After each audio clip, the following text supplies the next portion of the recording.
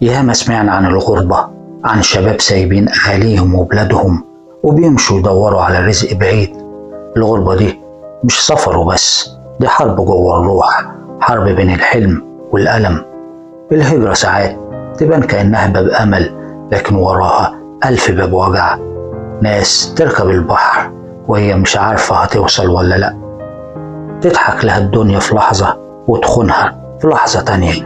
الغربة مش بس إنك بعيد عن بيتك، الغربة الحقيقية إنك تلاقي نفسك غريب حتى جوه نفسك.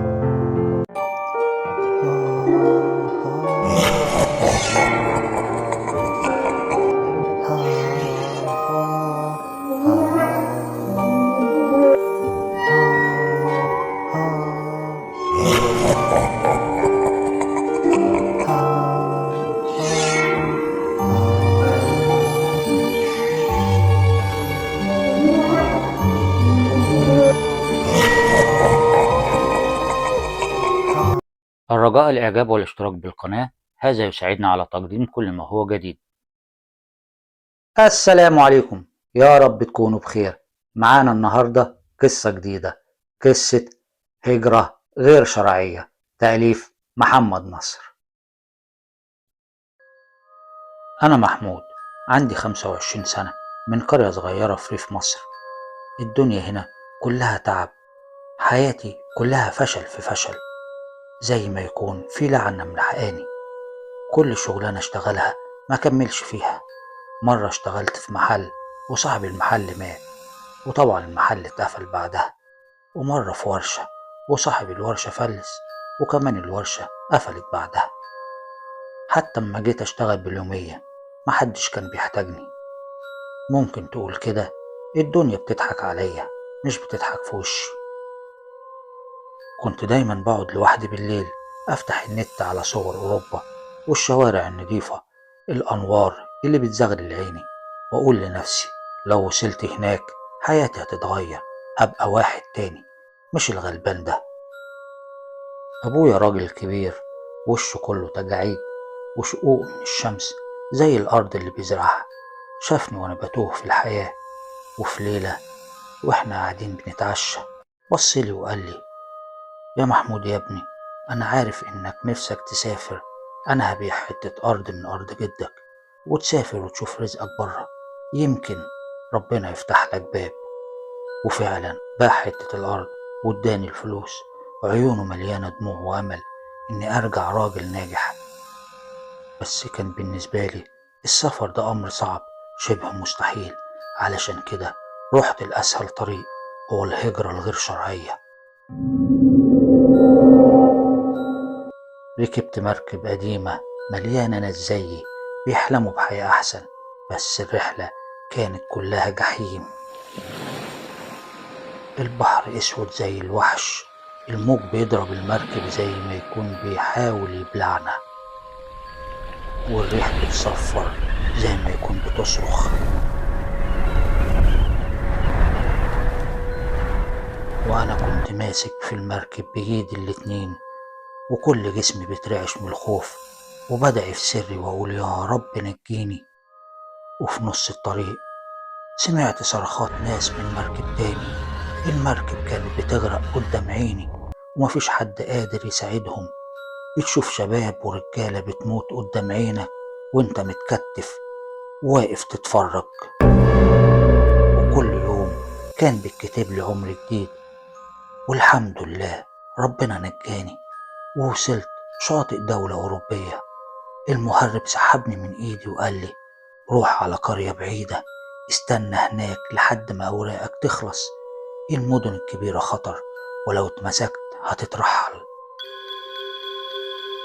مشيت أنا وتلاتة كمان من نفس قريتي، قلبي كان بيدق، مش عارف إني بدخل عالم أسود من اللي هربت منه. وصلنا إلى أقرب قرية، قرية هادية بشكل يخوف، بيوت خشب قديمة مشققة وشبابيك زي عيون مكسورة. الشوارع كلها وحل، كل خطوة بتعمل صوت زي ما يكون طالع من تحت الأرض.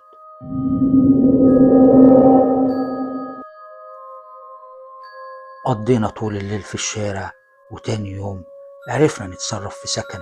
سكنت في بيت صغير، الحيطان باردة وريحة العفن بتطلع من الأرضية الخشب اللي بتتحرك تحت رجلي زي لو في حد بيخبط من تحت. قضينا أسبوع كامل وكنا بندور على شغل، لكن الموضوع بالنسبة لينا كان صعب أوي علشان اللغة طبعا، ومش عارفين نتعامل مع الناس. وفي ليلة وأنا راجع البيت وأنا بحاول أفتح باب البيت، الباب ما كانش عاوز يفتح. شفت واحدة واقفة قدام البيت اللي جنبي وبتبص عليا. بدأت تمشي ناحيتي، بنت شعرها أسود طويل زي الليل، عيونها رمادي بتلمع زي الفضة، وشها زي البدر. بصت لي واتكلمت بكلام غريب بصوت ناعم. أنا كنت واقف زي المسحور، قلبي كان بيدق بسرعة وما كنتش عاوز أتخلص كلام، بس في نفس الوقت بقول في سري دي بتقول إيه. حاولت أرد عليها بالعربي، أشاور بإيدي، أقول أي حاجة، بس هي طبعا مش فاهمة. بصت لي وابتسمت، وكانت سنانها بتلمع زي اللؤلؤ، ومدت إيديها وساعدتني أفتح الباب. وفي وقتها أنا فهمت إنها بتساعدني، بس كان في عينيها حاجة غريبة خلانا نجذب ليها. البنت كان اسمها فرانشي، ساكنة في البيت اللي جنبي، شبابيكه دايما مقفولة، بس بالليل كنت بشوف نور أزرق خفيف. بدأت تجيب لي أكل كل يوم تحطه قدام الباب. في الأول كنت مستغرب ومش فاهم إيه هي عاداتهم وتقاليدهم هنا، هو ده كده عادي؟ وبعد كده بدأت أحس إنها بتحاول تساعدني، وبدأنا نتقابل، وبدأت تقعد معايا كل يوم وتعلمني كلمة كلمة من لغتهم بصوتها اللي زي الموسيقى. كانت تشاور على الحاجة وتقول اسمها وأنا أكرر وراها. كانت تضحك لما أغلط، ضحكتها عالية زي الجرس. وبعد أسابيع بدأت أفهم الناس. كنت أروح في السوق أشتري طلباتي وأقعد أسمع الناس وأفهمهم. كنت فرحان إني بقيت أتكلم جمل صغيرة، ابتديت أفهم عاداتهم وابتديت أحس إن الدنيا بدأت تضحكلي. فرنشي قررت تعرفني على أهلها، وفي ليلة أخدتني لبيتهم. بيتهم من بره يشبه كتير نفس البيت اللي أنا ساكن فيه، بس لما دخلته لقيت صالة واسعة، أنوار في كل مكان زي ما يكون فرح. أهلها كانوا قاعدين حوالين ترابيزة طويلة مليانة أكل. بصولي، رحبوا بيا، سلموا عليا. أبوها راجل شعره أبيض وشكله راجل وقور، بصلي وقال لي أنت صديق بنتنا، أهلا وسهلا بيك. اتعشينا سوا، كانوا بيتكلموا معايا كتير لكن كلامي معاهم كان قليل علشان أنا مش فاهم كل حاجة. فرنش بدأت تقرب مني أكتر وأكتر، وفي يوم كنت عندها في البيت وكانت بتعلمني اللغة. بصت في عيني وقالت لي تعالى نعيش سوا هنا، هتبقى مبسوط. أنا اتفاجئت لكن الدم جري في عروقي، وقلت لها بسرعة مستحيل، من غير جواز حرام، إحنا مش كده. بصت لي وابتسمت وعيونها كانت بتلمع وقالت لي أنت غريب أوي يا محمود، أنا بحبك، أنت روحك صافية. وفعلا عدت علينا أسابيع وبعد كده اتجوزنا بشكل بسيط في بيتهم بحضور أهلها. ومن الوقت ده الدنيا فعلا ضحكت لي. أهلها فرشوا البيت بعفش جديد، الأكل كان موجود دايما ومش عارف إزاي بيوصل ولا حتى إمتى بيتطبخ. الفلوس كانت بتظهر في جيبي زي لو في حد بيحطها. أهل مراتي جابولي شغل حتى من غير مقابلة أو أوراق، شغل في مزرعة كبيرة، وبعدها بكم أسبوع أوراق الرسمية خلصت بسرعة. أنا كنت عايش ومش مصدق إن دي حقيقة، وكنت خايف أصحى في يوم ألاقي نفسي كنت بحلم. فرنشي علمتني اللغة لحد ما بقيت أتكلم زيهم. هي كانت كل حاجة في حياتي، أنا كنت شايفها هي سبب نجاتي. وبدأت ألتزم في الصلاة علشان أحافظ على النعم اللي ربنا اداهالي. لكن بدأت تحصل حاجات غريبة. أهل مراتي فجأة بدأوا يتهربوا مني، معاملتهم ليا اتغيرت بدون أي سبب. بقيت أشوفهم في أحلامي واقفين فوق جثث وبيشربوا دمهم.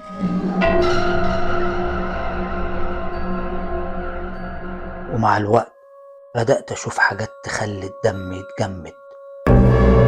المطبخ كان بيطبخ لوحده وأسمع صوت السكاكين بتقطع وصوت الأطباق بتتحرك. وفي يوم صحيت لقيت فرنشي واقفة قدام المراية، وانعكاسها في المراية كانت واحدة تانية معرفهاش، أول مرة أشوفها.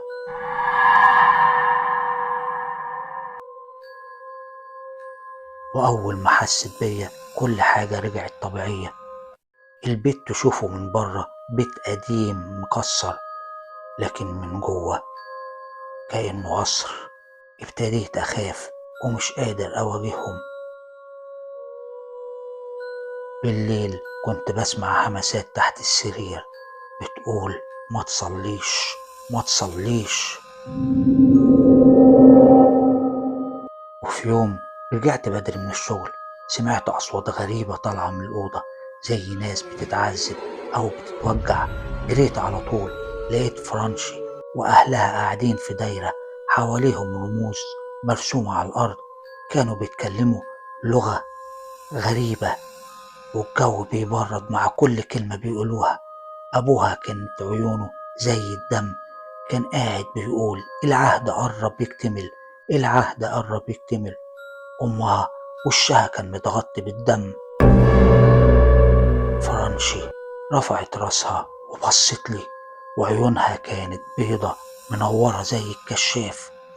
قالت لي محمود تعالى، خلاص مش هتقدر تسيبنا، دمك ملكنا.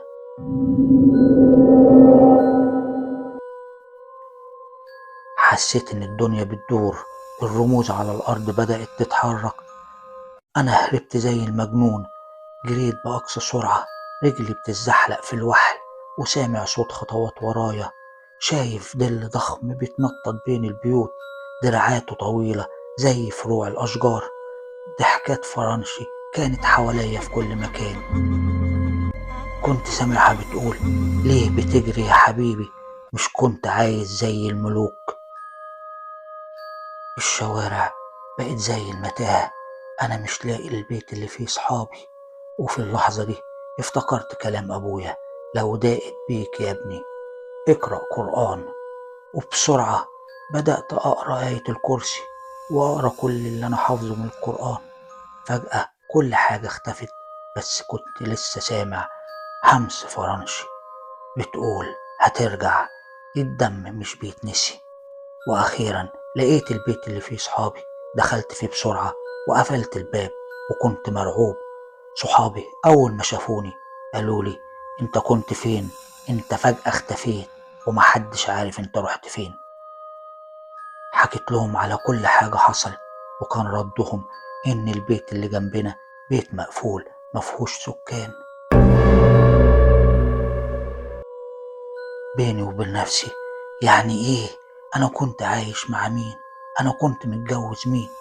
قررت اسيب كل حاجة وجريت لمحطة القطر وسافرت المدينة بعيدة، وقابلت هناك واحد مصري ساعدني، ورجعت مصر على طيارة. بس كنت حاسس إن في عيون بتراقبني. رجعت قريتي تعبان، جسمي خاسس، شعري بدأ يشيب رغم إني لسه شاب. ولحد دلوقتي أنا ما بعرفش أنام، كل ليلة بصحى مفزوع، الأوضة برد، بسمع همس فرنش بره الشباك. لسه راجعالك يا محمود، مهما هربت الدم بينده.